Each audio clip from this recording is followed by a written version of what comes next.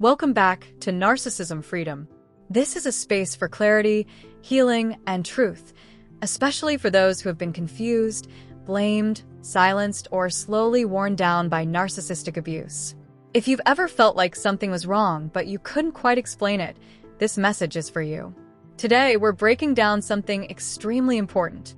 Something that explains why interactions with a narcissist leave you feeling exhausted, doubting yourself, and emotionally bruised. These are the 7 Ds narcissists use to hurt you. They're not random behaviors. They're patterns. And once you see them clearly, they lose their power. Let's begin. The first D is devalue. At the beginning, you were idealized. You were praised. You were made to feel special, chosen, even irreplaceable. But devaluation always comes next. This is when the tone changes. Compliments turn into subtle criticisms. Affection becomes conditional. Your needs suddenly feel like inconveniences. They begin pointing out your flaws, real or imagined. They compare you to others. They withdraw warmth and approval just enough to make you chase it. Devaluation isn't always loud. Often it's quiet and consistent. A look of disappointment, a sarcastic comment, a cold silence where love used to be. Over time, this erodes your self-worth. And that is exactly the point. The second D is discard. Discard doesn't always mean they leave immediately. Sometimes, they emotionally abandon you while still staying physically present. They stop showing interest. They stop listening. They stop caring how their behavior affects you. You feel like you're begging for basic respect, for effort, for reassurance. And if they do leave, it's often sudden and cruel, like you never mattered at all. Discard is meant to shock you, to destabilize you, to leave you questioning your value.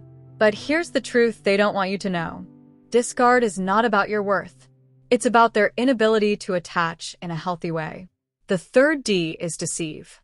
Narcissists rely heavily on deception. They lie by omission. They twist facts. They tell half-truths that benefit them. They may hide relationships, finances, intentions, or entire parts of their life. And when you sense something is off, they deny it with confidence. Deception keeps you off balance. It keeps you guessing. It keeps you trying to figure them out. And the more confused you are, the more control they have. The fourth D is deny. This is where gaslighting lives. You bring up something they said or did. They look you straight in the eye and say, "That never happened." Or, "You're remembering it wrong. You're too sensitive. You're making things up." Denying your reality is one of the most damaging forms of abuse. Because eventually, you stop trusting your own memory, your instincts, your emotions. You start asking yourself, "Am I the problem?"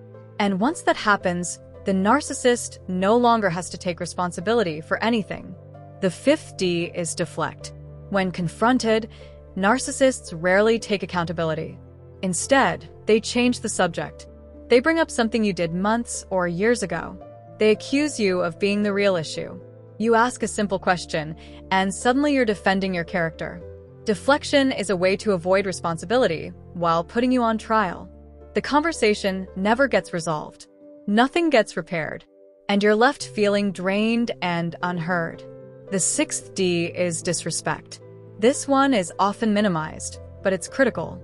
Disrespect shows up as boundary violations, mockery, interrupting you, dismissing your feelings, public embarrassment. They may say cruel things and call it joking. They may ignore your limits and act entitled to your time, energy, and body. Disrespect sends a clear message.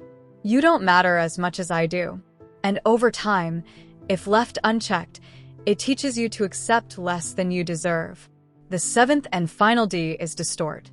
This is where the narcissist rewrites the entire narrative.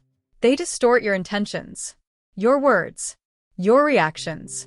They paint themselves as the victim and you as the aggressor. You were reacting to mistreatment, but now you're labeled crazy, toxic, or unstable. Distortion protects their image while damaging yours.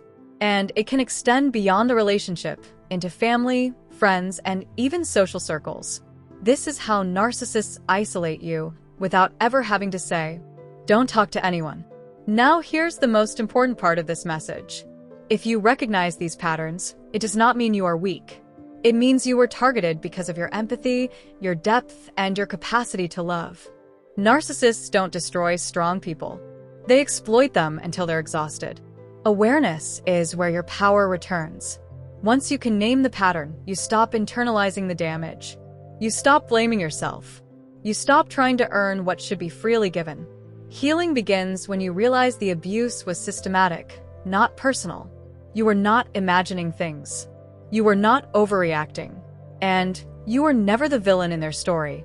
You were the truth they couldn't control. If this message resonated with you, take a moment to ground yourself. Breathe. Let clarity replace confusion. And remember, freedom doesn't come from fixing a narcissist. It comes from choosing yourself. If this content helped bring understanding or validation, please like this video, share it with someone who may need it, and subscribe to Narcissism Freedom for more truth-centered healing content. You're not alone, and you're not broken. You're becoming free.